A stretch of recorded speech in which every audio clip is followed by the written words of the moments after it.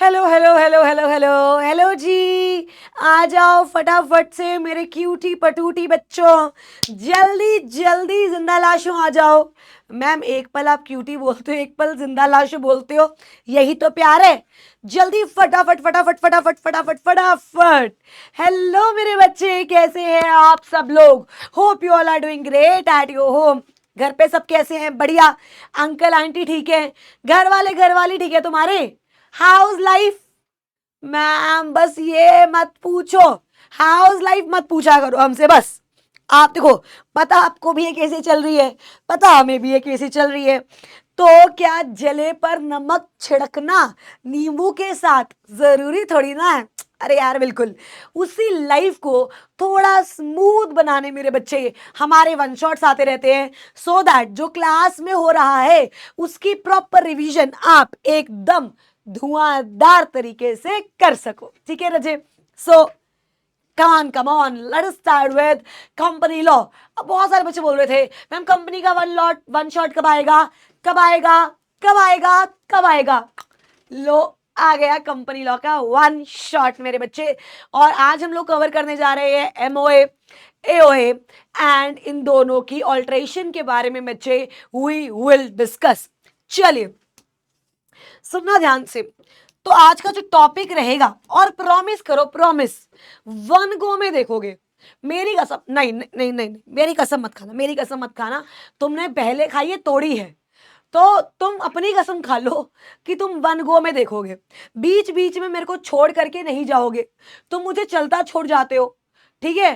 तो तरीके से स्टडी टेबल पे बैठ करके प्रॉपर ये वन शॉट देखोगे। आगे समझ? हेलो छुटकू, यही जो तुम देख रहे हो, तुम्हें बोल रही हूं। चलो आओ। सो देखो, सबसे पहले तो हमें ये समझना होगा कि एमओए और एओए होता क्या है। ठीक है? इसके लिए थोड़ी सी बैक स्टोरी समझते हैं बच्चे। मेरे मन में आइडिया आया कि लेट अस इनकॉर्पोरेट कंपनी, है ना? कंपनी बनाते हैं। अब कंपनी ऐसा तो है नहीं कि आज सोची कल बन गई। We need to file various forms, right? We need to take approval from ROC, we need to file various documents with ROC.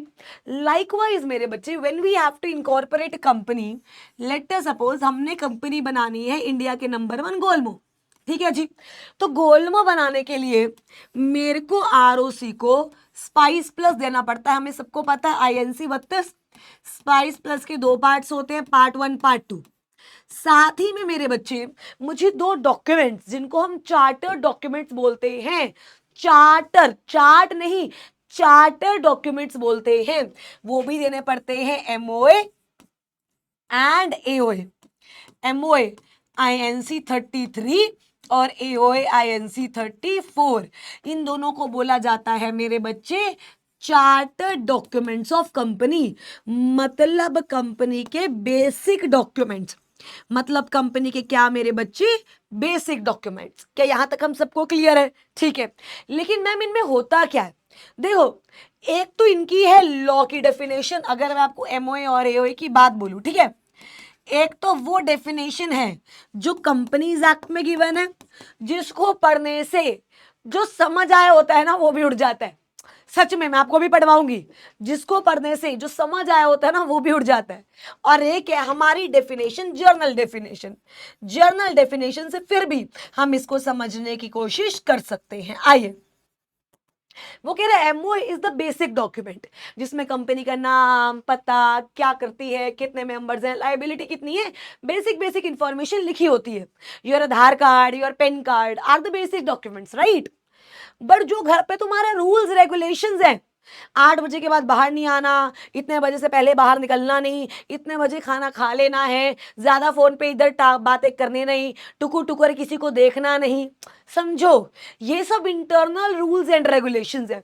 ये सब कहाँ है? Internal rules and regulations. So ये लिखी होती है मेरे बच्चे आर्टिकल्स में। ये कहाँ लिखी होती है? आर्टिकल्स में। तो अगर मैं बात करूं, कोई मुझसे पूछे एमओए क्या होता है, तो मैं ये बोलूंगी ये डॉक्यूमेंट, सुनना रजे ध्यान से, विच कंटेन, मैं पूरी पीपीटी बना के लाई हूं, फिर भी मुझे चुल है कि जब तक मैं आपको लिखवाऊंगी नहीं, जब तक मैं लिखते लिखते नहीं पढ़वाऊंगी, मेरे को चैन आएगा ही नहीं, मेरे को ऐसा लगेगा ही नहीं कि मैंने अपना बेस्ट दिया है। आप ये देखो पूरी पीपीटी अप्रोक्स, हाँ ये पूरी पीपीटी देखो मैं बना के लाई हूँ। आओ खैर, ठीक है। MOA, a document which contain all basic details, right. And AOA क्या होता है मेरे बच्चे? Rules and regulations. एओए क्या होता है? Rules and regulations. अगर आपको रजी याद हो तो हम लोग ने ना, सुनना ध्यान से, हम लोग ने एक चीज की थी डॉक्ट्राइन्स, राइट। और उसमें था डॉक्ट्राइन ऑफ कंस्ट्रक्टिव नोटिस, जिसमें हमने क्या बात की थी कि हे अगर तू एमओए और एओए पढ़ के नहीं गया और कंपनी ने तेरे साथ कोई फ्रॉड किया है, तू कुछ भी नहीं कर सकता है, because it is the responsibility of the outsider कि वो कंपनी का एमओए और एओए पढ़कर जाए। अगर तूने एमओए एओए नहीं पढ़ा है, आहा आहा, तेरे साथ कुछ गलत हो गया है, तो company is not responsible, company is not responsible. रजे के यहां तक हम सब साथ हैं? पक्का पक्का जी। आगे चलते हैं। तो अब लॉ मेकर क्या कह रहा है भाई? देख, बहुत सीधी सी बात है, चार्टर डॉक्यूमेंट्स होते हैं कंपनी के, रिस्पॉन्सिबिलिटी एमओए पढ़ के जाना, बिना ये पढ़ के गए काम नहीं हो सकता। मैम जर्नल डेफिनेशंस तो क्लियर है, बट व्हाट अबाउट लॉ के डेफिनेशंस? आइए मेरे बच्चे, लॉ में एमओए लिखा है सेक्शन 2 क्लॉज 56 में, और एओए लिखा है सेक्शन 2 क्लॉज 5 में, और इनकी डेफिनेशन वर्फ बाय वर्फ, मतलब word by word copy paste है। बस एमओए की जगह एओए आ गया, एओए की जगह एमओए आ गया। चलो आओ एक बार इनकी डेफिनेशंस देखते हैं, if I have it in this. नहीं है ना, आई गेस नहीं है, नहीं है, नहीं है, नहीं है, नहीं है, नहीं है, नहीं है। चलो कोई नहीं, आओ मैं आपको लिखवा देती हूँ, मैं आपको लिखवा देती हूँ। एमओए क्या लिखा हुआ है सुनना, MOA means memorandum of association. आइए क्या लिखा हुआ है? Memorandum means, MOA, MOA means memorandum of association. वाह वाह लॉ मेकर वाह। Memorandum of association as originally framed, as originally framed and altered from time to time, originally framed and altered from time to time, altered from time to time। आइए AOA में क्या लिखा हुआ है समझो, AOA में क्या लिखा हुआ है? AOA means articles of association, अरे बाप रे, article of association as originally framed and altered from time to time। भाई साहब T2T मतलब टाइम टू टाइम। अब कोई भी बच्चा या कोई भी मेरे को ये डेफिनेशन पढ़ के समझा दे, कोई समझा ही नहीं सकता। क्यों? क्योंकि डेफिनेशन में कुछ समझने जैसा है ही नहीं भाई। एमओए क्या है? एमओए एमओए है, जो ओरिजिनली बना हो या जो अल्टर्ड हुआ हो। एओए क्या है? एओए एओए है, जो ओरिजिनली बना हो या अल्टर हुआ हो। Very good, clappings law maker आपके लिए, समझो। बट इसका सिग्निफिकेंस क्या है? इस डेफिनेशन की सिग्निफिकेंस क्या है? लॉ मेकर कह रहा सुनो, मुझको सुन, देख, कंपनी जब बनती है, हम पता है कंपनी का एमओए बनता है, ठीक है, वो है ओरिजिनली फ्रेम्ड। वो क्या है? Originally framed. क्या आप उसको आगे जाके ऑल्टर भी कर सकते हो? बिल्कुल ऑल्टर कर सकते हो। क्या तब भी वो एमओई रहेगा? बिल्कुल एमओई रहेगा। एग्जाम्पल लेते हैं, मान लो मेरी कंपनी है, इंडिया के नंबर 1 कंपनी, जल्दी बताओ, टाइम नहीं है, गोलमो, ठीक है, गोलमो, गोलमो इनकॉर्पोरेट होती है, let us take an example, 2022 में। कब इनकॉर्पोरेट होती है? 2022 में। क्या तब मेरे बच्चे गोलमो का एमओए बना होगा? बिल्कुल। तब क्या बना होगा? गोलमो का एमओए। क्या बना होगा? गोलमो का MOA. We are clear with it, no दिक्कत, ठीक है। अब क्या हुआ? अब 2025 में गोलमो ने अपना एमओए ऑल्टर कर लिया। एमओए क्या कर लिया? ऑल्टर। बट ये जो अब ऑल्टर्ड एमओए है, जो ये ऑल्टर्ड एमओए है, क्या आप इसको इसका नया एमओए मान लेंगे? हाँ या ना? क्या रहेगा? तो ये भी एमओए रहेगा, तो ये भी एमओए। मतलब सीधी सी बात है, अगर आपका एमओए ऑल्टर हुआ है तो भी हमें कोई दिक्कत नहीं है, अगर ओरिजिनल वाला है तो भी हमें कोई दिक्कत नहीं है। आर्टिकल्स का भी सेम, अगर आर्टिकल ऑल्टर हुए हैं तो भी हमें कोई दिक्कत नहीं है, और अगर आर्टिकल सेम है यानी ओरिजिनली फ्रेम्ड है तभी भी हमें कोई दिक्कत नहीं है। मैम ओरिजिनली फ्रेम्ड का मतलब क्या, क्या क्या एमओए में आएगा, क्या क्या एओए में आएगा, ये बात मेरे बच्चे पढ़ेंगे, टेंशन ना को, टेंशन ना को। क्या यहां तक सब बात क्लियर है? पक्का पक्का, किसी को कोई दिक्कत? एमओए की डेफिनेशन सेक्शन 2 क्लॉज 56, मेरे पीछे पीछे बोलो। आज के लेक्चर के बाद हर एक बच्चे को डेफिनेशन सारे सेक्शन टिप्स पे होने चाहिए। एमओए की डेफिनेशन 2 क्लॉज 56 एंड एओए की डेफिनेशन रजे 2 क्लॉज 5। क्या ठीक है? क्या ठीक है क्या? अब आगे बढ़ते हैं। सुनना, एक बार मैं आप लोगों को कंपनी लॉ का ना मॉड्यूल भी खुलवाती हूँ। क्यों खुलवाती हूँ? सो दैट चीजें हम मॉड्यूल में से करेंगे तो भाई हमारे शॉर्ट रिवीजन जो है वो हो जानी है। एकेडमिक पोर्टल पे गई, न्यू सिलेबस पे गई, ठीक है, स्टडी मैट पे गई, एग्जीक्यूटिव प्रोग्राम पे गई, कंपनी लॉ पे गई जी, कंपनी लॉ। देखा है मॉड्यूल कभी? पढ़ा है मॉड्यूल से? एंड मैंने पेज खोल लिया, सिर्फ 950 पेजेस का हमारा मॉड्यूल है। पेज नंबर खोलते हैं 100। अरे भाई साहब 100 यार, एंटर। अभी भी ये चल रहा है, इसको कट करते हैं, पेज नंबर खोलते हैं 150। अब सही है, अब सही है, चलो। ये तो नेम क्लॉज चेंज हो गया। अरे भाई रुक जा रुक जा रुक जा रुक जा रुक जा रुक जा रुक जा, चलो चलो चलो चलो चलो चलो चलो चलो। हाँ ये देखो, ठीक है, 2 क्लॉज 56।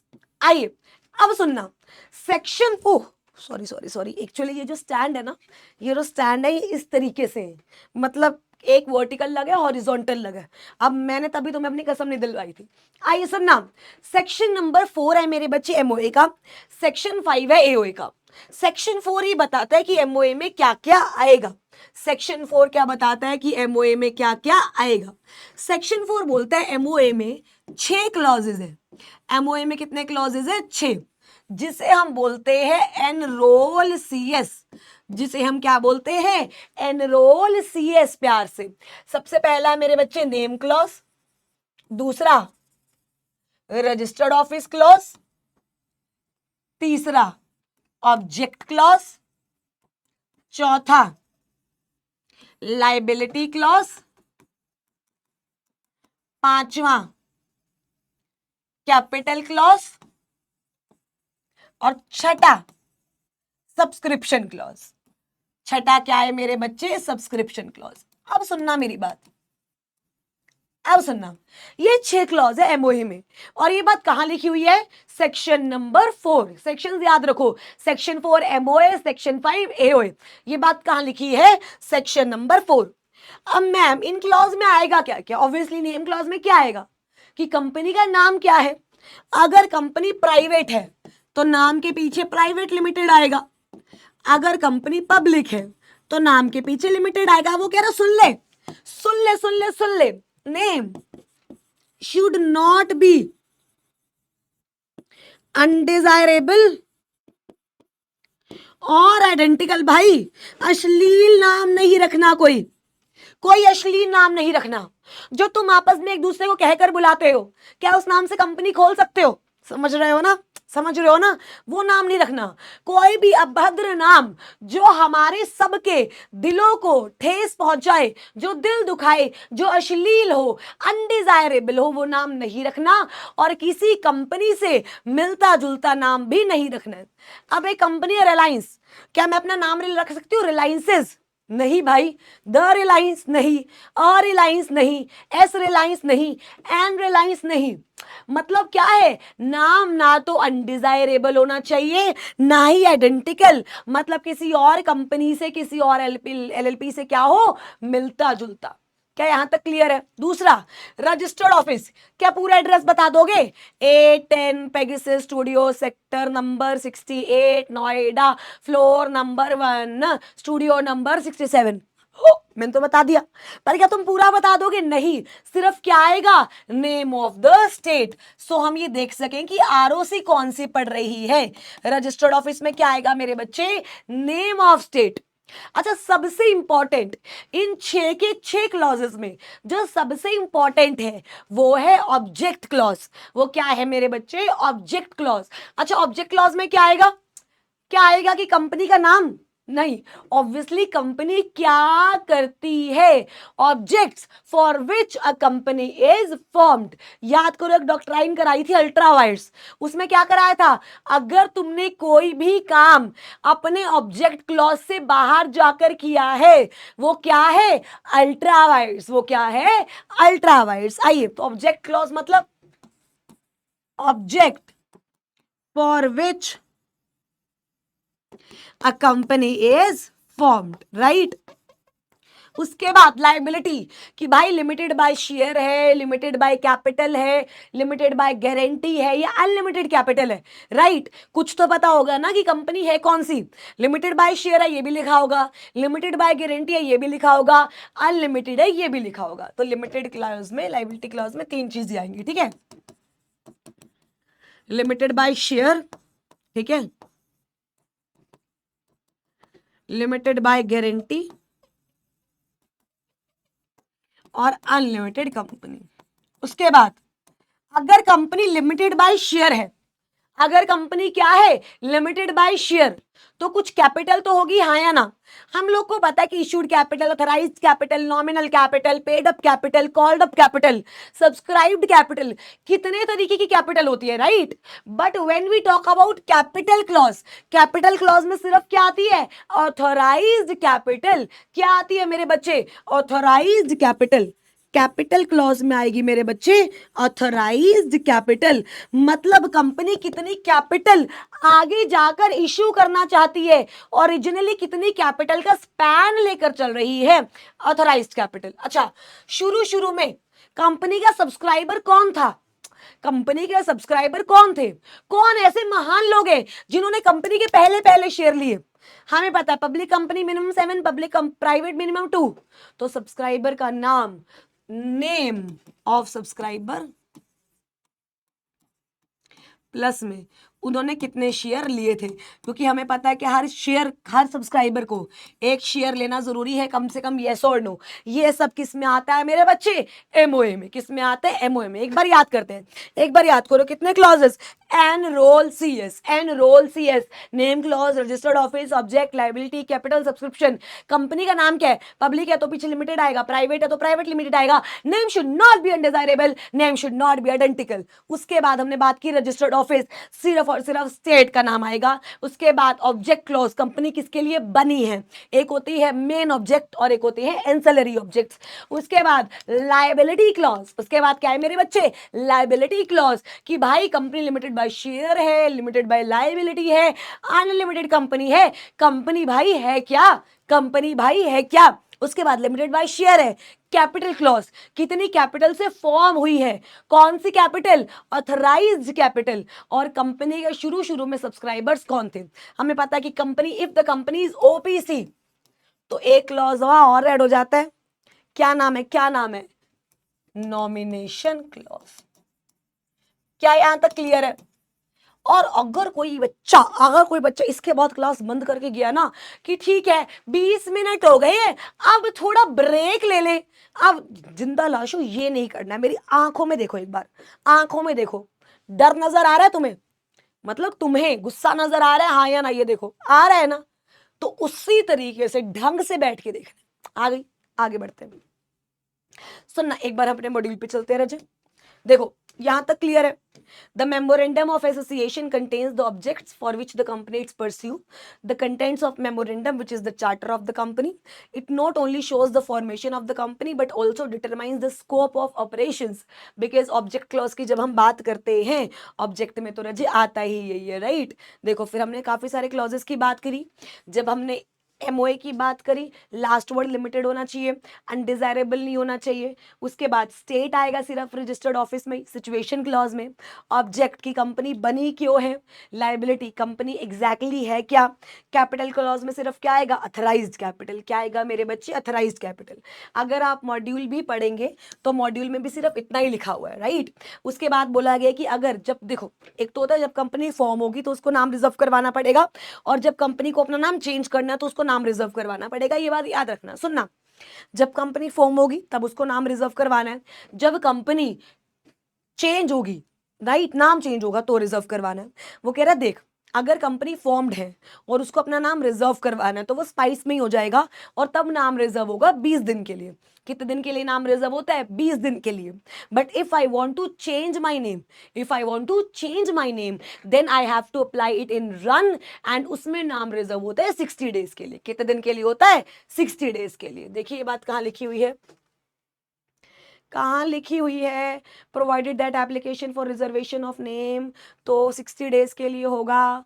लेकिन 20 डेज वाली बात कहाँ लिखी हुई है? देखो, for a period of 20 days. देखो क्या बोल रहे हैं, क्या बोल रहे हैं? नेम रिजर्वेशन की अगर मैं बात करूं, किसकी बात करूं बना जी? नेम रिजर्वेशन की।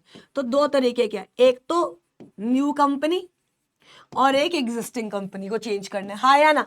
एक न्यू कंपनी को रिजर्व करवाना और एक एग्जिस्टिंग को चेंज करना है। मेरे पीछे पीछे रिपीट करो, क्योंकि समझा मैं तुम्हें चुकी हूं। अब हम वन शॉट देख रहे हैं, मतलब एक ही बारी सब क्लियर। मेरे पीछे पीछे याद करेगा हर बच्चा समझने के बाद। आइए, सबसे पहले तो newly formed company, right, newly incorporated company, दुल्हन है, नहीं नहीं, तो स्पाइस प्लस में नाम क्या हो जाएगा? रिजर्व। कितने दिन के लिए? 20 दिन के लिए। Name reserve for 20 days. But आप पुराने हो गए, अब आपको नाम चेंज करना है। Change of name by existing company, right, change of name by existing company. क्या इसको अल्टरेशन ऑफ नेम भी क्लॉज भी बोल सकती हूँ? बिल्कुल, change of name by existing company. उस केस में क्या होगा रजे? समझो, स्पाइस प्लस से नहीं, रन से नाम करना पड़ेगा। रिजर्व आइडेंटिफाई, सॉरी, रन से करना पड़ेगा, राइट। इसमें आप नेम रिजर्व करवाओगे और उसके बाद ये होगा 60 डेज के लिए। रिजर्व यूनिक नेम कितने दिन के लिए होगा मेरे बच्चे? 60 डेज। कितने दिन के लिए होगा? 60 डेज। क्या यहां तक क्लियर है? एक बार मैं मॉड्यूल भी साथ में इसलिए रिवाइज करा रही हूँ ताकि आपको मॉड्यूल से भी एक बार रजे क्लियर होता जाए। क्या यहां तक क्लियर है सबको? इसको रहने दो। उसके बाद सिचुएशन क्लॉज हमने पढ़ लिया है। सिर्फ और सिर्फ क्या आएगा? स्टेट का नाम। क्या आएगा मेरे बच्चे? स्टेट का नाम। और जब कंपनी बनी, समझो, जिस दिन कंपनी बनी, क्या उसके 30 दिन के अंदर अंदर कंपनी को, आरओसी को अपने रजिस्टर्ड ऑफिस का एड्रेस बताना पड़ेगा, येस और नो? देखो क्या लिखा है, the company is required to inform the location of registered office to ROC within 30 days from date of incorporation. Within 30 days from date of incorporation. जिस दिन कंपनी इनकॉर्पोरेट हुई वहां से विदिन 30 डेज, वहां से विदिन 30 डेज मेरे बच्चे, क्या कंपनी को, आरओसी को अपने आरओ का यानी रजिस्टर्ड ऑफिस का स्टेट बताना पड़ेगा, उसका कंप्लीट एड्रेस बताना पड़ेगा। बिल्कुल, क्या बताना पड़ेगा? Complete address. क्या यहां तक क्लियर है? मैम आपने तो बोला था सिर्फ स्टेट आता है। बच्चे एमओए में तो सिर्फ स्टेट आता है, आरओसी को एड्रेस तो बताओगे नहीं बताओगे? बताओगे नहीं बताओगे? बताओ। आइए अगला, वो क्या कह रहा है, जो भी समझो आपका जो एड्रेस रहेगा वो आपके हर डॉक्यूमेंट पे प्रिंट होगा। आप कोई बेसिकली लेटर हेड इशू कर रहे हो, कुछ भी, कोई नोटिस इशू कर रहे हो, कुछ भी इशू कर रहे हो, हर चीज में आपका क्या रहेगा? एड्रेस रहेगा। ऑब्जेक्ट क्लॉज में कंपनी किस काम के लिए हुई है वो फॉलो करेंगे। अल्ट्रा वायर्स में आपको करवा चुकी हूं। लाइबिलिटी में देखेंगे लिमिटेड बाय शेयर है, गारंटी है, क्या है। कैपिटल क्लॉज में आप देखोगे, कैपिटल क्लॉज में सिर्फ क्या आएगा? जल्दी बताओ, सिर्फ क्या आएगा? Authorised capital. Ma'am ma'am ma'am, लेकिन यहां तो नॉमिनल और रजिस्टर्ड भी लिखा है। तुम ऐसा करो, थोड़ा सा डूब के एक बार जरा मर जाओ, थोड़ा सा मर के देखो। नालायको, ये तीनों एक ही होते हैं, ये तीनों एक ही होते हैं। आप लिखोगे कि हमारी ऑथराइज्ड कैपिटल इतनी है। अगर आपके इक्विटी और प्रेफरेंस दोनों शेयर हैं तो आप लिखोगे कि इक्विटी इतनी है और प्रेफरेंस इतनी है। ठीक है जी, आगे बढ़े। आइए, उसके बाद क्या था? अरे भाई साहब, नहीं भाई साहब, भाई साहब इधर है। आइए, उसके बाद सब्सक्रिप्शन क्लॉज, कि कितने सब्सक्राइबर्स हैं। क्या हर सब्सक्राइबर को एक शेयर लेना ही पड़ेगा? बिल्कुल लेना पड़ेगा। क्या सब्सक्राइबर के साइन भी होंगे? बिल्कुल। ठीक है, अब जिस तरीके से इंसान बदलता है उस तरीके से मेमोरेंडम भी तो बदल सकता है। अरे मैडम क्या बात बोली आपने, क्या इंसान बदलता है? इंसान की तो फितरत ही होती है बदलना, इंसान की तो फितरत ही होती है बदलना। जिस तरीके से इंसान बदलता है उस तरीके से एमओए भी बदल सकता है। एमओए की क्लॉजेस कितने अच्छे, क्या हर क्लॉज बदला जा सकता है? हाँ जी, क्या हर क्लॉज बदला जा सकता है? लॉ मेकर कहता नहीं, हर क्लॉज बदला जा नहीं सकता। जिस प्रकार तुम अपने पेरेंट्स को बदल नहीं सकते, उसी प्रकार कंपनी अपने सब्सक्राइबर्स को बदल नहीं सकती, लेकिन बाकी हर क्लॉज चेंज हो सकता है। Name clause can be altered, registered office clause can be altered, object clause can be altered, liability clause can be altered, capital clause can be altered, subscription clause cannot be altered, subscription clause cannot be altered। चलेगा जी आगे। अब सुनना, सबसे पहले हम name clause की बात करते हैं। देखो, एक तो वो इंसान होता है जो अपनी मर्जी से बदलता है, और एक इंसान होता है जिसको हालात मजबूर कर देते हैं बदलने पे। बताओ सच है, तुम कौन से हो? यार ये बॉटल ही नहीं खुल रही यार, खुल गई, बहुत जोर लगाना पड़ता है। टम्बलर एक्चुअली गाइस मेरा घर रह गया।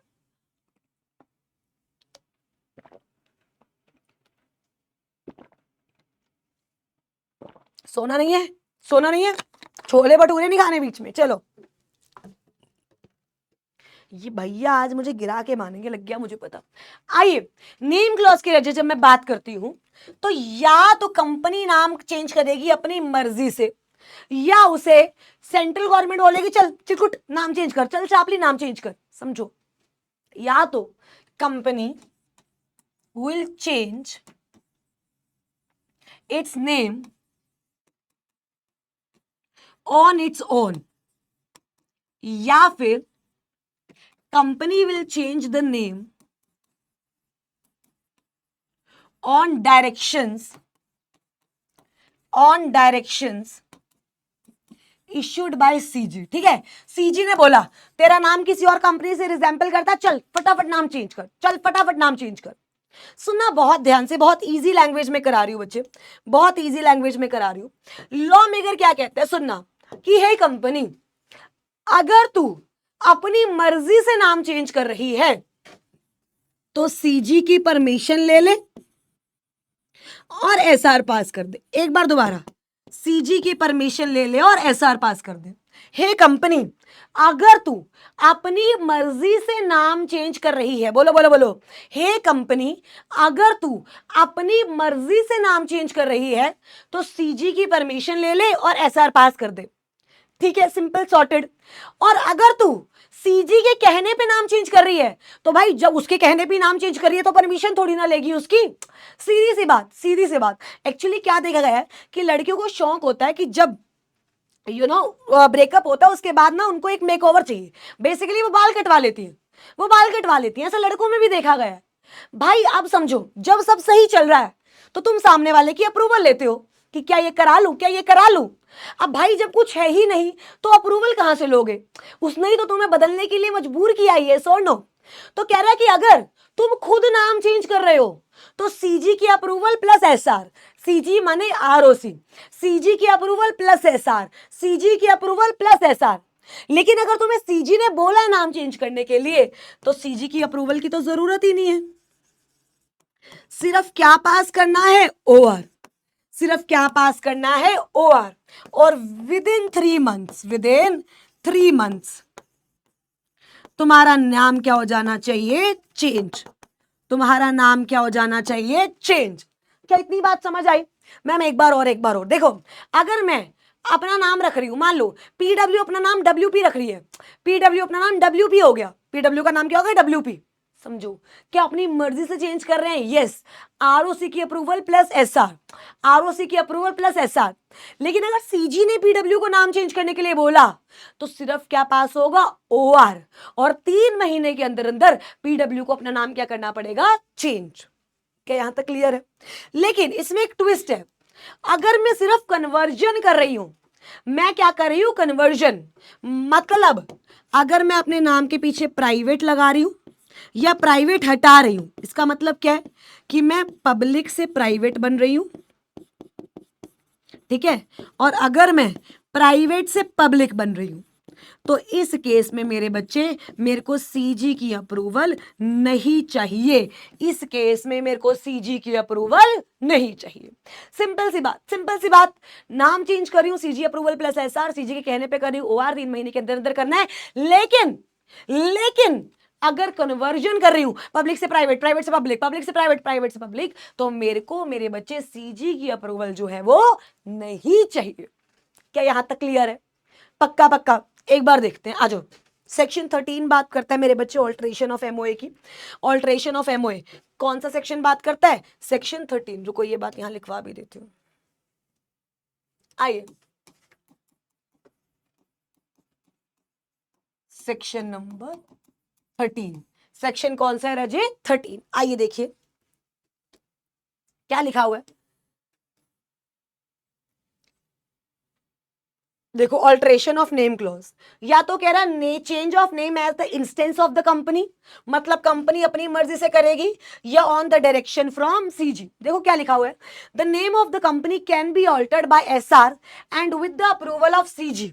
Approval of CG is not required in case where the change of name relates to the addition or deletion of the word private.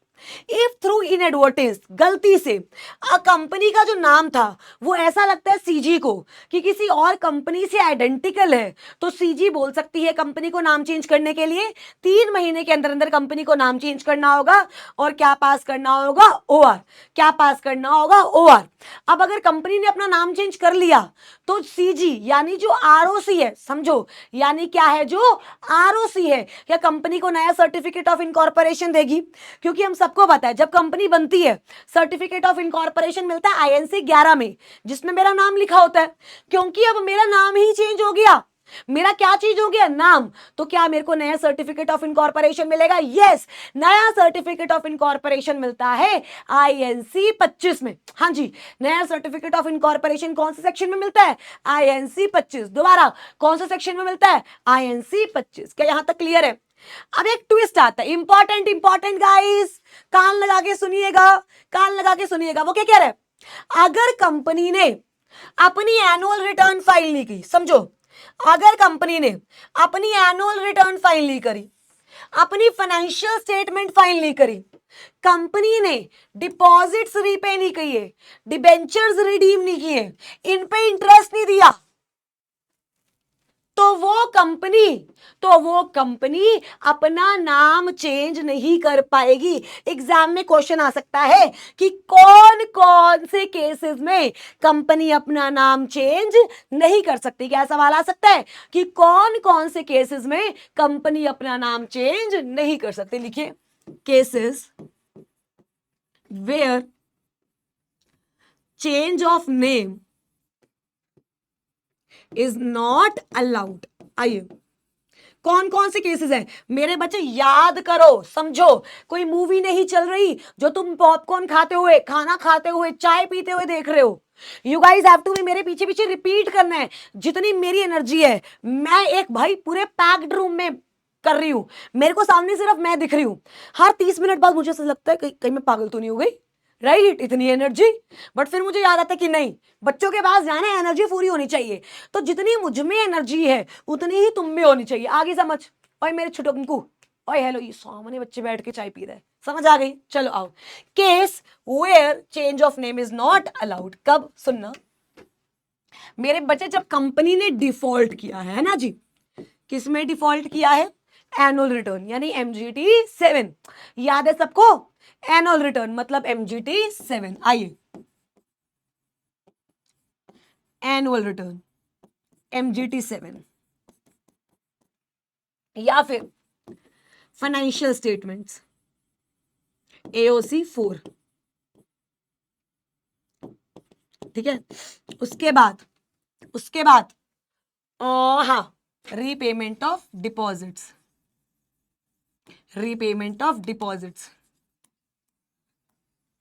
Redemption of debenture, और या फिर इन दोनों के इंटरेस्ट पे। क्या यहां तक क्लियर है? उस केस में कंपनी अब अपना नाम मेरे बच्चे चेंज कर नहीं सकती है। I hope this is okay. अगर कोई अब तुमसे पूछे कि प्रोसीजर फॉर नेम चेंज क्या है, तुमसे कोई क्या पूछे प्रोसीजर फॉर नेम चेंज क्या है, एक बार मेरी जिंदा लाशों मुझे एक बात बताओ, procedure for change of name, procedure for change of name. आइए, नेम चेंज के लिए प्रोसीजर क्या है?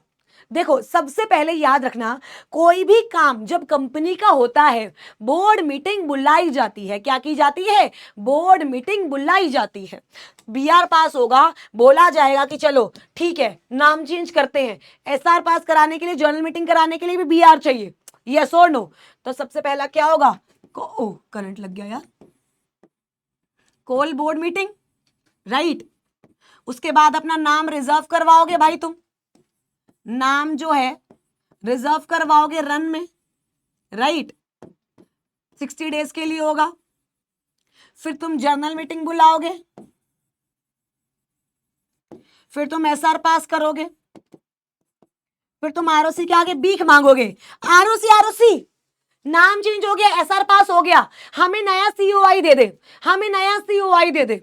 कंपनी आरओसी को फाइल करेगी INC 24 application for new certificate of incorporation. ठीक है, कौन सा फॉर्म? INC 24। कौन सा form? INC 24। And ROC company को दे देगी INC 25, that is new certificate of incorporation. That is what? New certificate of incorporation. This is how you change the name of company. But आजकल practical life में नाम change करना, नाम reserve कराना बड़ा मुश्किल हो गया, क्योंकि बहुत ड्रामे करती है आरओसी कि ये नाम ऑलरेडी लिस्टेड है, ये नाम अनडिजायरेबल है, ये इसका है, ये इसका है, इसमें एस कॉमन आ रहा है, बहुत ड्रामे होते हैं। तो नाम रिजर्व करवाना भी आज के टाइम पे बहुत ज्यादा डिफिकल्ट टास्क हो चुका है, राइट। आइए एक बार देखते हैं, एक बार इसका प्रोसीजर देखते हैं। देखो, calling of board meeting, board meeting बुलाई जाएगी। उसके बाद नेम अवेलेबिलिटी चेक करोगे रन पे जाके। उसके बाद आरओसी की अप्रूवल लोगे, नेम अवेलेबिलिटी लेटर, राइट, नाम को रिजर्व करवाओगे। उसके बाद मेरे बच्चे ईजीएम बुलाओगे। मैम ईजीएम क्यों? नलायको, क्योंकि नाम चेंज करने के लिए एसआर पास करना है। एसआर कहाँ होगा? जनरल मीटिंग में। अभी हमारी एजीएम को टाइम है, तो ईजीएम ही तो बुलाएंगे ना, यस और नो, ठीक है। उसके बाद एसआर पास कर दोगे, आरओसी को INC 24 दे दोगे। आरओसी तुम्हें क्या देगी? INC 25। क्या दे देगी? 25। क्या क्लियर है? और क्या नया नाम अब हर जगह आ जाएगा? क्या नया नाम हर जगह आ जाएगा? और यहां देखो क्या लिखा हुआ है, it is also be noted that in every document as above mentioned the company shall print as the case may be the former names or the names so change during the period of last 2 years। इसका मतलब क्या होता है मेरे बच्चे? समझो, हमारा पुराना नाम भी 2 साल तक नए नाम के साथ आएगा। ऐसा क्यों? क्योंकि बहुत सारे ऐसे लोग होंगे जो हमें पुराने नाम से जानते हो, और अगर एक ही बार हम अपना नाम चेंज कर लेंगे मेरे बच्चे, हो सकता है उनको कंफ्यूजन हो जाए, उनको लगे ये कंपनी दूसरी है। इसलिए मेरे बच्चे हम नए नाम के साथ साथ 2 साल तक अपना पुराना नाम भी जो है वो यूज करेंगे। टन टना टन टन टन तारा, यहां तक हो गया। नेम ऑल्टरेशन में मुझे नहीं लगता मेरे किसी भी बच्चे को कोई दिक्कत, पक्का पक्का दिक्कत है तो कमेंट सेक्शन में बोल देना, क्या हो गया, सॉल्व कर लेंगे। अगला नेम चेंज, अगर भाई तुम लिस्टेड हो, देखो this is also very very important, can be come in your examination. वो कह रहा अगर भाई साहब अगर तुम हो लिस्टेड, तुम क्या हो? लिस्टेड हो तुम, तो तुम्हारे ऊपर रेगुलेशन 45 भी लग रही है। तुम्हारे ऊपर क्या लग रहा है? रेगुलेशन 45, जो कि किसकी रेगुलेशन 45? LODR की, जो क्या बोलती है कि अगर लिस्टेड कंपनी को नाम चेंज करना है तो कुछ कंडीशंस उसे भी क्या करनी होगी? कंप्लाई। कुछ कंडीशंस उसे भी क्या करनी होगी? कंप्लाई। मैंने कहा बताओ कौन कौन सी कंडीशन है? कहता देख, सबसे पहला तो ऐसा नहीं हो सकता कि 1 साल में 6 बार नाम चेंज कर ले। 1 साल में 6 बार नाम चेंज नहीं करेगी। अ टाइम पीरियड, कितना गिरा हुआ पेन है भाई, देखो क्या लिखा है, अ टाइम पीरियड, एक मिनट, ये क्या हो रहा है, of at least 1 year should have elapsed from the last name change. कि भाई सुन, रुक जा, 1 साल में 6 शादियां मत कर, पिछली शादी को 1 साल तो होने दे। मतलब तुमने नाम चेंज किया था और अभी तक उसको 1 साल नहीं हुआ है। अगर कंपनी अनलिस्टेड है, समझो, अगर कंपनी अनलिस्टेड है, क्या वो नाम चेंज कर सकती है? Yes, but once company become listed, वो 1 साल तक नाम चेंज नहीं कर सकती। ठीक है, अब कह रहा है भाई देख, सुनना, at least 50% of the revenue पिछले एक साल का should have been accounted for the activity suggested by new name. Simple सी बात, पहले मेरा नाम था गोलगप्पे लिमिटेड, ठीक है, गोलगप्पे लिमिटेड, तो मेरी सारी कमाई गोलगप्पे से होती थी। अब मेरे को मोमोज लिमिटेड करना है, वो कहता अगर तेरा नाम मोमोज लिमिटेड करना है तो यू हैव टू शो कि पिछले साल में तूने जितना भी कमाया है, मान ले मैंने 100 रुपए कमाए हैं तो तेरे 50 रुपए मोमोज से आए हो।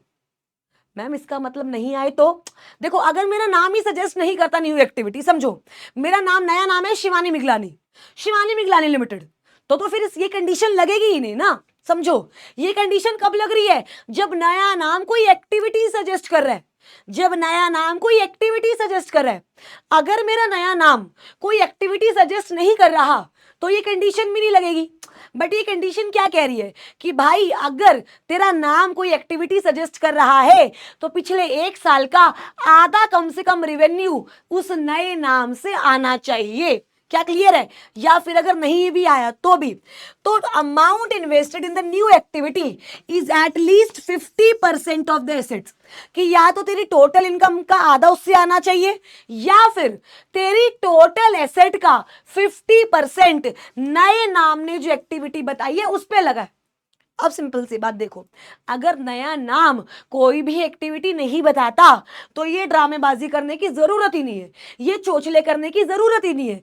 लेकिन अगर नया नाम एक्टिविटी बताता है तो आपको देखना पड़ेगा या तो पिछले एक साल में 50% रिवेन्यू उस नए नाम से आया हो या तो टोटल एसेट्स का 50% उस नए नाम के प्रोजेक्ट पे लगा हो।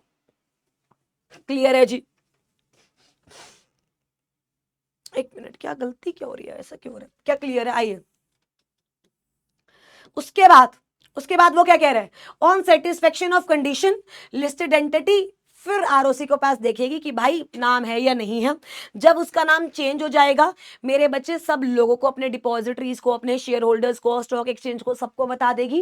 एंड उसके बाद मेरे बच्चे एक साल तक the listed entity shell disseminate on its website new name and the old name of the listed entity for a continuous period of 1 year. एक साल तक वो अपना पुराना नाम भी जो है वो वहां रखेगी। क्या यहां तक क्लियर है?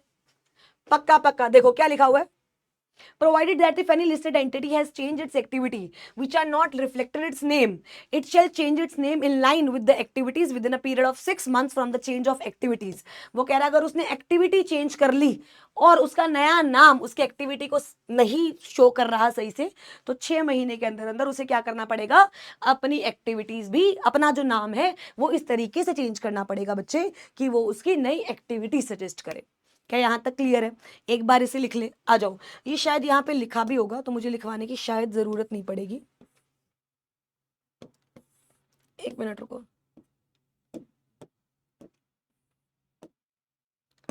एडिशनल देखो, 1 year lapse from the previous name change, नाम चेंज हो रहा है, कोई नई एक्टिविटी सजेस्ट कर रहा है तो 50% रेवेन्यू वहां से आना चाहिए या टोटल एसेट्स का 50% वहां लगा होना चाहिए। आइए, use old name and new name for at least 1 year.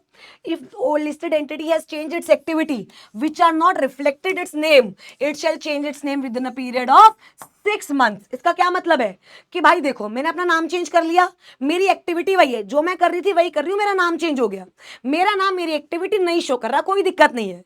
लेकिन अगर मैंने अपनी एक्टिविटी चेंज कर ली, समझो, लेकिन अगर मैंने अपनी एक्टिविटी चेंज कर ली और मेरा नया नाम उस एक्टिविटी को नहीं सजेस्ट कर रहा, तो 6 महीने के अंदर अंदर मेरे को अपना नाम भी क्या करना पड़ेगा, चेंज। क्या करना पड़ेगा? चेंज। क्या यहां तक क्लियर है? वो बोल रहा है भाई देख, अगर एक बार नेम चेंज होता है इसका मतलब ये नहीं है लिस्टेड एंटिटी पे जो ऑब्लिगेशंस थी, उसके पास जो राइट्स है वो चेंज हो जाएगा, जो प्रोसीडिंग्स चल रही थी वो बंद हो जाएंगी, ऐसा कुछ नहीं है। जो जैसा चल रहा था वो वैसा ही चलता रहेगा। No change in rights, obligations and legal proceedings due to change in name, and all activity shall be continued its new name। that is it about name reservation। Revision हो जाए, बताओ, हो जाए रिवीजन? चलो, वो कह रहा नाम चेंज करना है, या तो सीजी बोलेगी या तो खुद से करोगे। खुद से करोगे तो आरओसी की अप्रूवल प्लस एसआर, सीजी बोलेगी तो आरओसी की अप्रूवल लेने की जरूरत नहीं है, सिर्फ ओआर ही पास होगा, वो 3 महीने के अंदर अंदर नाम चेंज कर लेना। अगर आप कन्वर्जन कर रहे हो पब्लिक से प्राइवेट या प्राइवेट से पब्लिक, तो आरओसी की अप्रूवल लेने की भी जरूरत नहीं है। सबसे पहले आप बोर्ड मीटिंग कराओगे, उसके बाद नाम अवेलेबिलिटी चेक करोगे, आरओसी के बताओगे कि नाम अवेलेबल है, कर ले चेंज, उसके बाद ईजीएम बुलाओगे, एसआर पास करोगे, फिर आरओसी को आईएनसी 24 दोगे 30 दिन के अंदर अंदर, और आरओसी आपको आईएनसी 25 देगा। क्लियर है यहाँ तक? उसके बाद कौन कौन सी सिचुएशन में आप नाम चेंज नहीं कर सकते?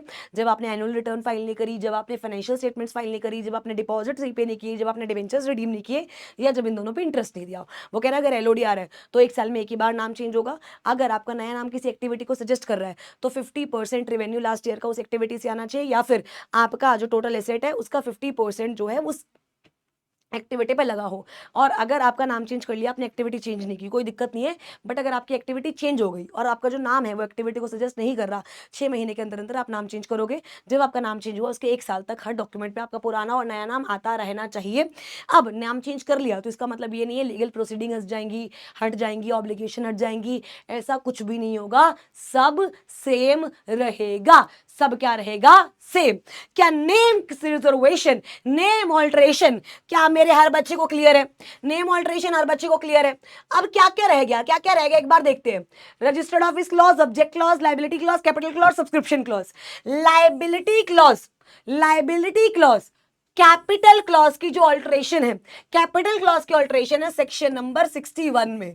तो ये जब मैं आपको शेयर कैपिटल करवाऊंगी तब करवाऊंगी, बाकी 4 रह गए, उनको करने से पहले एक बार फटाफट इसे रिवाइज कर लो।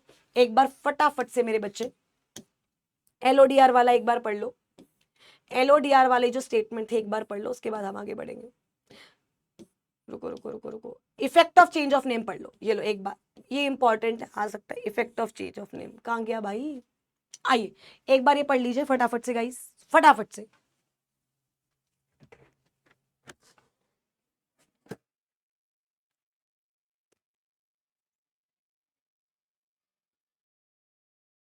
जी पढ़ लिया? चलें आगे, चलें, चलो। Name alteration is done. अब क्या बचा है? Registered office alteration. और अगर तुमने इसको ढंग से नहीं किया फिर मत बोलना याद नहीं हुआ, मैं पहले बता रही हूं, फिर मत बोलना याद नहीं हुआ। आओ सो बच्चे, अब हम लोग करने वाले हैं रजिस्टर्ड ऑफिस की ऑल्ट्रेशन। रजिस्टर्ड ऑफिस की ऑल्ट्रेशन, इसको मैंने 4 हिस्सों में डिवाइड किया। कितने हिस्सों में? 4। अच्छा, 4 हिस्से कौन कौन से हैं? आओ एक बार देखते हैं। 1 2 3 एंड 4। सबसे पहला, सब सेम भाई, सब सेम। मैं फर्स्ट फ्लोर से सेकंड फ्लोर पे जा रही हूं, एक गली से दूसरी गली में जा रही हूं। मैं नोएडा 68 में A10 में हूं, मैं नोएडा 68 के A121 में जा रही हूं। समझो मतलब क्या? Same CTV, same city town village, ठीक है जी, स्टेट सेम है, सेम स्टेट है ना, और आरओसी भी क्या है मेरे बच्चे? सेम। सब सेम है भाई, सब सेम। कुरुक्षेत्र में एक कॉलोनी से दूसरी कॉलोनी में जा रही हूं, सेम सेम सेम। दूसरी, सीटीवी अलग हुई है, बस सीटीवी अलग हुई है, ठीक है, डिफरेंट सीटीवी। कुरुक्षेत्र से मान लो कहीं और छोटे से गांव में जा रही हूं, different CTV, same state, state same है लेकिन सेम आरओसी, ठीक है, आरओसी तो ऑब्वियसली सेम रहेगा। कुरुक्षेत्र में गलियों गलियों में जा रही हूं, सेम सीटीवी, अलग एकदम ही। आप देखो पूरी कॉलोनी, पूरा एरिया अलग हो गया, सेम सीटीवी नहीं रही, डिफरेंट सीटीवी हो गई। लेकिन क्या स्टेट सेम है? यस। क्या आरओसी सेम है? यस। उसके बाद डिफरेंट सीटीवी, देखना डिफरेंट आरओसी लेकिन स्टेट सेम है। ऐसा सिर्फ 2 केस में हो सकता है मेरे बच्चे, एक महाराष्ट्र के केस में और एक तमिलनाडु के केस में। कौन से केस में? एक महाराष्ट्र के केस में और एक तमिलनाडु के केस में। क्योंकि इन सिचुएशंस में समझो, इन लोगों के पास ना 2 आरओसीज है। इन लोगों के पास कितनी आरओसीज है? 2। महाराष्ट्र में भी 2 आरओसी है, is 1 state. Tamil Nadu is also 1 state and has 2 ROC, right. तीसरे में सब अलग हो गया भाई, भाई सब अलग हो गया। Different CTV, different ROC, and different state, ठीक है, different CTV, different ROC and different state. अब सुनना, लॉ मेकर कहता है सेम सेम सेम, सब सेम है, सब सेम है, सीटीवी भी सेम है, स्टेट भी सेम है, आरओसी भी सेम है, कुछ नहीं करना, कुछ नहीं करना, सिर्फ बीआर पास करना है और आरओसी को आईएनसी 22 देना है। आओ, क्या करना है मेरे बच्चे, बीआर पास करना है, क्योंकि तुम्हारा एड्रेस तो चेंज हुआ ही है, तो आरओसी को क्या देना है, आईएनसी 22। क्या देना है, आईएनसी 22। सीटीवी अलग है लेकिन स्टेट सेम है, आरओसी सेम है, तो बीआर पास करना है, एसआर पास करना है और आरओसी को आईएनसी 22 देना है। बीआर पास करना है, एसआर पास करना है, आईएनसी को आरओसी को आईएनसी 22 देना है। Different CTV, different ROC, same state, BR SR, RD approval, INC 22, सब अलग, सब अलग, BR SR, newspaper advertisement, RD approval, INC 22। समझो, समझो मेरी बात मेरे बच्चे बहुत ज्यादा ध्यान से। अब ये 4 सिचुएशंस हम लोग को करनी है। कितनी सिचुएशंस हैं, 4। सबसे पहला देखो, सब सेम है भाई, सब सेम है, सीटीवी सेम है, स्टेट सेम है, आरओसी सेम है, same same same same same same, बस क्या पास होगा, बीआर, क्या पास होगा, बीआर और आईएनसी 22, और INC 22, same same but different, same same but different, same state, same ROC, सिर्फ सीटीवी चेंज हुआ है। क्या चेंज हुआ है, CTV, BR SR, INC 22, BR SR, INC 22, different different but same, different CTV, different ROC, same state, BR SR, RD की approval और साथ में आईएनसी 22, साथ में INC 22, different different different, BR SR, newspaper advertisement, RD की approval, INC 22। ये बहुत ही basic chart है, इसकी टेक्निकलिटीज के बारे में भी बात करते हैं। देखो फर्स्ट सेकंड की तो टेक्निकलिटी कोई होगी ही नहीं, बीआर एसआर ही करना है, यस और नो। थर्ड फोर्थ में कुछ चीजें हैं जो आपको मेरे बच्चे बतानी है मुझे। आओ,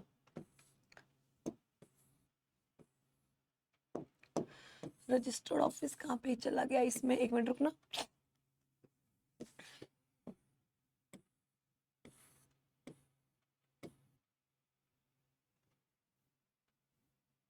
ऑब्जेक्ट क्लॉज आया तो था ना अभी, liability clause, capital clause, subscription clause, articles,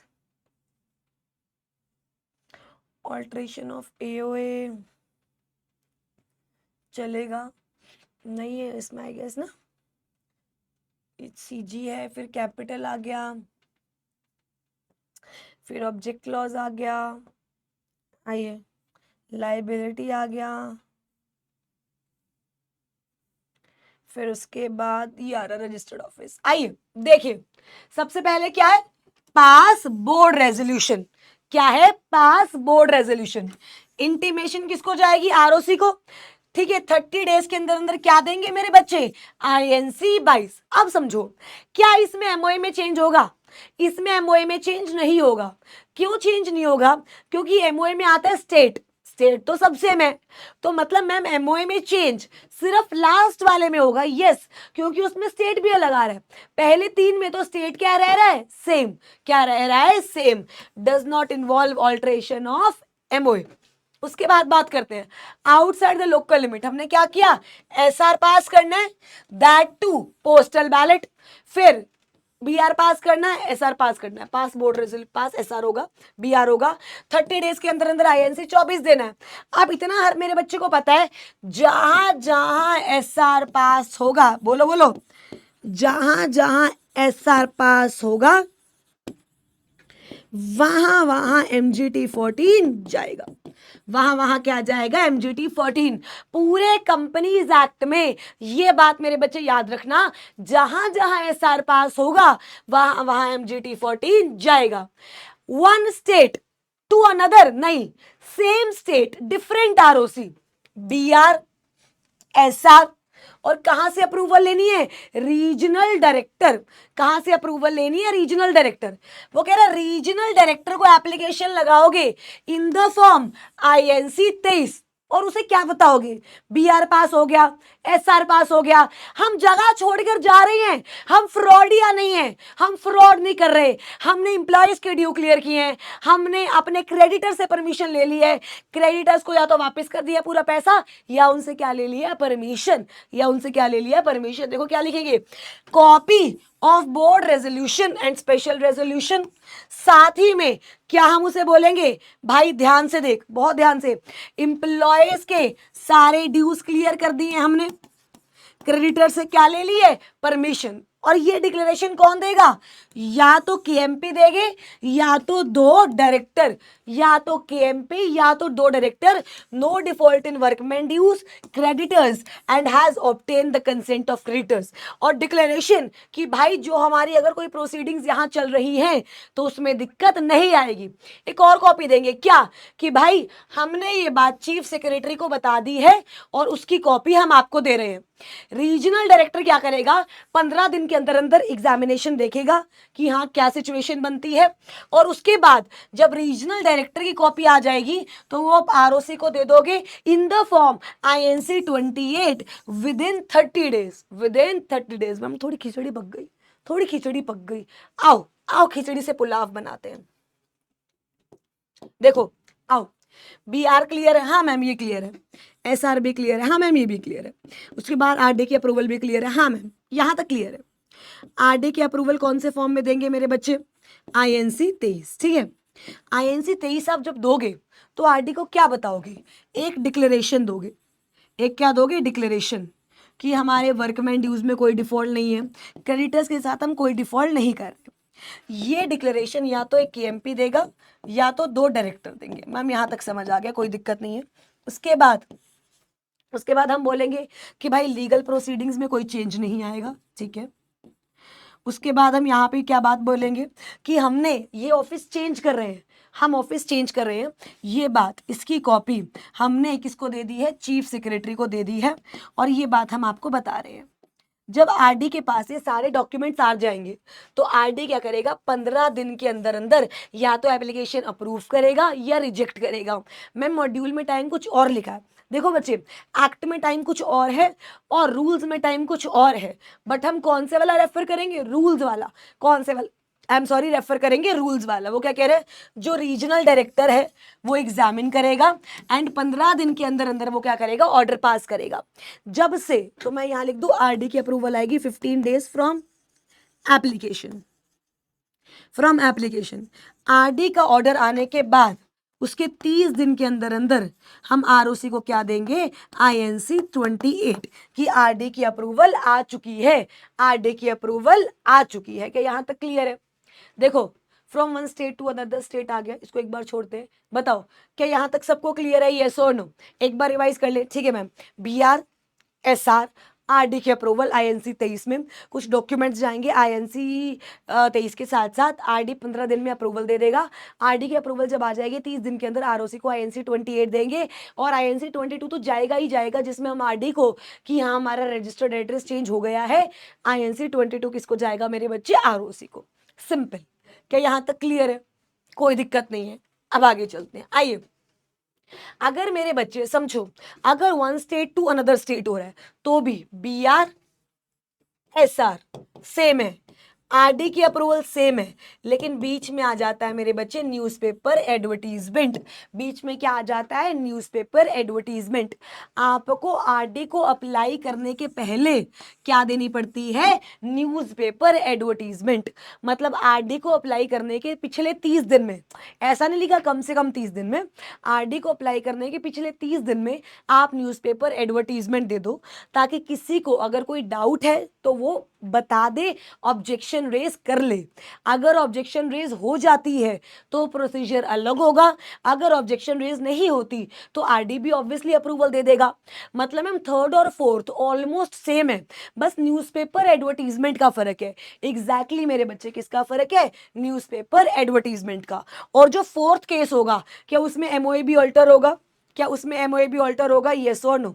देखो एक चीज दिखाती हूँ, INC 23, copy of special resolution, copy of minute, creditors and debenture holders, ये हम बात कर चुके हैं, कंसेंट जाएगी। नोट मोर देन, देखो क्या लिखा हुआ है, not more than 30 days prior to filing of INC 3 give public advertisement in form INC 26। Public advertisement की कॉपी कौन से फॉर्म में जाएगी? INC 26। और समझो जब आरडे को अप्लाई करेंगे तो क्या हम ये भी बताएंगे कि हमने न्यूज़पेपर एडवर्टीजमेंट दे दिया? बिल्कुल, हम ये भी बताएंगे। वो क्या कह रहा है, अगर 15 दिन में अगर नो ऑब्जेक्शन रिसीव नहीं होती सीजी से, देखो if not received, if objection not received then CG shall approve the application within 15 days from the receipt of application।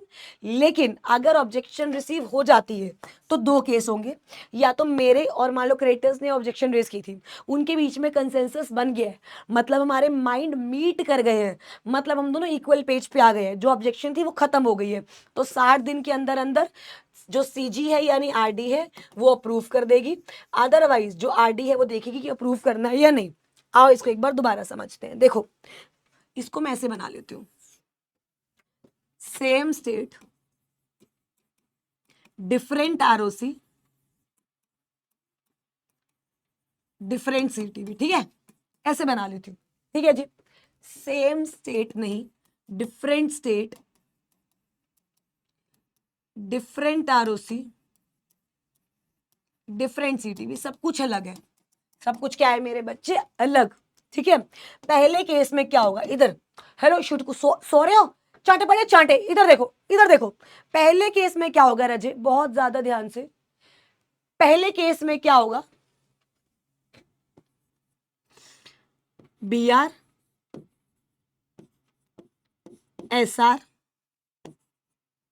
ठीक है, BR SR आरडी की अप्रूवल INC 23 में, जब अप्रूवल आ जाएगी तो आरओसी को बता दोगे विद इन 30 days। INC 28 में, और जब चेंज हो जाएगा, जब चेंज हो जाएगा वहां से 30 दिन में आरओसी को फाइल कर दोगे INC 22, ठीक है। बहुत सिंपल है, बहुत सिंपल है। यहां क्या फर्क है, BR SR न्यूज़पेपर में पहले एडवर्टीजमेंट दोगे, INC 26 में आरडी को फाइल करने के 30 दिन पहले, ठीक है। अब न्यूज़पेपर एडवर्टीजमेंट में INC 26 में आपने एडवर्टीजमेंट, दो क्वेश्चन आएंगे, या तो ऑब्जेक्शन आएगी या तो ऑब्जेक्शन नहीं आएगी। अगर ऑब्जेक्शन नहीं आई तो आरडी जो है वो 15 दिन में क्या दे देगा, अप्रूवल। आरडी 15 दिन में क्या दे देगा, अप्रूवल। अगर ऑब्जेक्शन आ गई तो ये देखा जाएगा कि कंसेंसस ऑफ माइंड है या नहीं है, मतलब जिसने ऑब्जेक्शन रेज करी और कंपनी, हो सकता है सेम पेज पे आ जाए, हो सकता है उनको ऑब्जेक्शन ना रहे। अगर माइंड मीट हो गए, ऑब्जेक्शन खत्म हो गई, तो 60 डेज के अंदर अंदर अप्रूवल दे देगा। और अगर मान लो ऑब्जेक्शन अभी भी है तो फिर एनालाइज करेगा कि किसकी बात सही है, तो 60 डेज के अंदर या तो अप्रूवल देगा या तो रिजेक्ट करेगा। बताओ इसमें क्या मुश्किल है, बताओ इसमें क्या मुश्किल है? So simple, so easy, so simple, so easy. क्या हो गया यहां तक? एक बार अपने मॉड्यूल से देख लें, एक बार अपने मॉड्यूल से देख लें। देखो देखो देखो, आ जाओ, आजा आजा, चलो इधर देखो इधर देखो इधर देखो। Change with in jurisdiction of one ROC to jurisdiction of other ROC, देखा, no company shall change the place of its registered office from jurisdiction of one ROC to other ROC within the same state unless such change is confirmed by RD।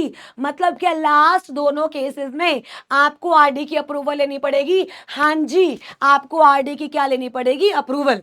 उसके बाद section क्या बोलता है, regional director after hearing the party shall pass necessary order within a period of 30 days। 30 नहीं है मेरे बच्चे, 15 है।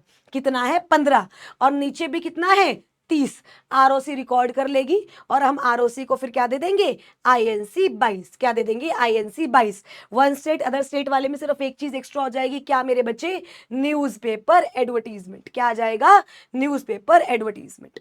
आई होप यहां तक सबको क्लियर हो, यहां तक सबको क्लियर हो। मैम एक बार रिवाइज करा दो, एक बार चलो देखो, same same same B R, same same but different B R S R, different different but same B R S R, RD approval INC 28, different different different B R S R newspaper advertisement INC 26, RD INC 28, INC 22। Simple simple. आइए, alteration of object clause, alteration of क्या कर रहे हैं, object clause. Object की alteration बहुत आसान है, सिर्फ क्या पास करना है, बी आर और एस आर। क्या पास करना है, बी आर और S R. It means that company can change its object by passing S R, by passing what, S R. मतलब या तो आपको बी आर पास करना है, सॉरी या नहीं, B R plus S R है। क्या है मेरे बच्चे, B R plus S R. लेकिन एक चीज देखना, एक चीज देखना, वो क्या कह रहे हैं, a company which has raised funds from public through prospectus and has unutilized amount, it shall not change its object unless SR is passed by the company, and the details in respect of such a resolution shall be published in the newspaper, one English and vernacular, which is in the circulation at the place where registered office of the company is situated, and shall also be placed on the website of the company. The dissenting shareholders shall also be given an exit opportunity. अब इसका मतलब क्या है, ये बात बहुत ज्यादा ध्यान से सुनना मेरे बच्चे। चेंज ऑफ ऑब्जेक्ट क्लॉज, क्या कर रहे हैं मेरे बच्चे हम, चेंज ऑफ ऑब्जेक्ट क्लॉज। आइए, चेंज ऑफ ऑब्जेक्ट क्लॉज।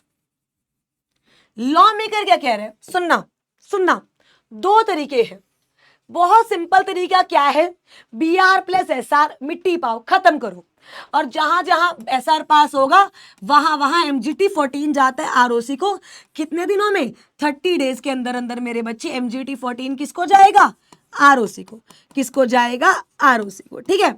लेकिन अगर समझो आपने पब्लिक इशू करके पैसा उठाया था, आपने बोला था कि हम गोलगप्पे बेचने में ये पैसा लगाएंगे, अब आप मोमोज बनाना चाहते हो और वो पैसा अभी भी आउटस्टैंडिंग है, मतलब कहीं ना कहीं बाकी शेयर होल्डर्स के साथ जिन्होंने पब्लिक इशू में पैसा लगाया था उनके साथ धोखा हो रहा है, हाँ या ना। मैंने तुम्हें पैसा क्यों दिया, क्योंकि मुझे लगता है गोलगप्पे का बिजनेस ग्रो करेगा। अब अगर तुमने वो पैसा सारा गोलगप्पे में यूटिलाइज कर लिया और अब अपना चेंज कर रहे हो ऑब्जेक्ट, मेरे को क्या दिक्कत है।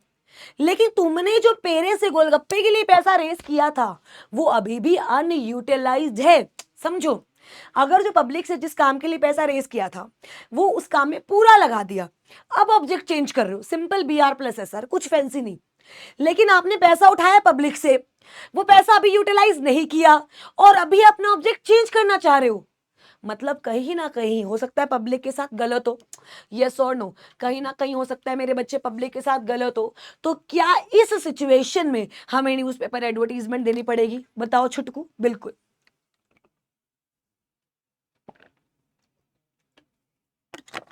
आइए देखो क्या कह रहे हैं, if company invited money from public and have unutilized money and wants to change its object, तो बच्चे एसआर पास करने से पहले, यहां पे एसआर पास हो रहा है ना, तो यहां पे आपको न्यूज़पेपर एडवर्टीजमेंट देनी पड़ेगी in English and vernacular newspaper. और जब आप जर्नल मीटिंग में करोगे, एसआर पास करने के बाद जितने डिसेंटिंग शेयर होल्डर्स हैं उनको क्या दोगे मेरे बच्चे, एग्जिट अपॉर्चुनिटी। उनको क्या मिलेगी, एग्जिट अपॉर्चुनिटी। समझो ज्यादा कुछ नहीं है, बी आर एस आर इसमें भी लगेगा। बस एस आर पास होने से पहले आप क्या दे रहे हो, न्यूज़पेपर एडवर्टीजमेंट। क्या दे रहे हो, न्यूज़पेपर एडवर्टीजमेंट। और न्यूज़पेपर एडवर्टीजमेंट देने के बाद आप एस आर पास करवा रहे हो। अब वो कह रहे हैं एस आर में, एस आर पास करने के बाद जो शेयर होल्डर अभी भी मुंह चिढ़ाए बैठे हैं, जो अग्री नहीं कर रहे, उनको उनका पैसा देके भगा दो। मतलब उनको क्या दे दो, एग्जिट अपॉर्चुनिटी। उनको क्या दे दी जाएगी मेरे बच्चे, एग्जिट अपॉर्चुनिटी। क्या यहां तक क्लियर है सबको? आइए, क्या यहां तक किसी को दिक्कत, किसी को परेशानी? कैपिटल क्लॉज मेरे बच्चे हम करेंगे जब, ये देखो यहाँ पे भी ये है, आरओसी को एमजेटी 14 जाएगा क्योंकि एसआर पास हुआ है, जनरल मीटिंग जाएगा, एमओए ऑल्टर हो जाएगा, ठीक है। लाइबिलिटी क्लॉज, लाइबिलिटी क्लॉज को अल्टर करने का भी बिल्कुल सेम तरीका है। क्या पास करना है, B R plus S R. क्या पास करना है, B R plus S R. S R पास की है 14 डेज के अंदर, तो एमजेटी 14 तो चला ही जाएगा। सिंपल। जो लाइबिलिटी क्लॉज है, सॉरी जो कैपिटल क्लॉज है, उसकी ऑल्ट्रेशन मैं आपको शेयर एंड शेयर कैपिटल में करवा दूंगी। और उसके बाद सब्सक्रिप्शन क्लॉज, वो तो चेंज हो ही नहीं सकता। तो फटाफट से एक बार हम रिवाइज कर लेते हैं, ठीक है। और अगर आपको आर्टिकल को भी ऑल्टर करना है तो सेक्शन 14 ये बात बोलता है कि आर्टिकल ऑल्टर होगा आई बाईपासिंग एस आर। क्या, बाईपासिंग एस आर। इंट्रेंचमेंट से रिलेटेड प्रोविजंस जो 10 मिनट्स की एक एक वीडियो आती है मेरे बच्चे, हम उसमें कवर करेंगे। तो आज हम लोगों ने क्या किया, हमने एमओए के बारे में डिस्कस किया, एओए के बारे में डिस्कस किया, एमओए के मेरे बच्चे सारे क्लॉजेस के बारे में हम लोगों ने डिस्कस किया, राइट। उसके बाद वीवर एट ऑल्ट्रेशन, हमने पूरी अभी 4 क्लॉजेस की ऑल्ट्रेशन सीखी। नेम क्लॉज ऑल्टर कैसे होता है, राइट। यूजुअली अगर आप अपनी मर्जी से कर रहे हो तो सीजी के अप्रूवल प्लस एसआर, ठीक है। अगर आपसे सीजी करा रहा है तो ओआर 3 महीने के अंदर करना है। कन्वर्जन कर रहे हो तो सीजी के अप्रूवल की जरूरत नहीं है। कौन कौन सी कंपनी नाम ऑल्टर नहीं कर सकती, कौन कौन सी कंपनी पे अगर एलओडीआर लग रहा है तो क्या कंडीशंस है। रजिस्टर्ड ऑफिस में भी हमने 4 क्राइटेरियाज किए। ऑब्जेक्ट क्लॉज में simple B R S R. लेकिन अगर आपका पब्लिक से पैसा मंगाया था, वो पैसा पेंडिंग है, तो उस केस में क्या लग जाएगा मेरे बच्चे, न्यूज़पेपर एडवर्टीजमेंट। लाइबिलिटी क्लॉज को चेंज करना है, B R S R. Capital clause, share and share capital 61 की बात करेंगे। एंड सब्सक्रिप्शन क्लॉज मेरे बच्चे चेंज नहीं हो सकता। आई होप ये लेक्चर आपको अच्छे से समझ आया हो। आपका कोई भी डाउट है आप मेरे को कमेंट सेक्शन में बताना, विल सॉल्व दैट। और ऐसे ही कंपनी लॉ के मजेदार मजेदार शॉर्ट्स लेकर मेरे बच्चे हम आपके लिए आते रहेंगे। Thank you so so so very much बच्चे, थैंक यू सो मच। मेहनत हमारी, रिजल्ट हमारा, छुट्टी हमारी। Thank you, bye bye.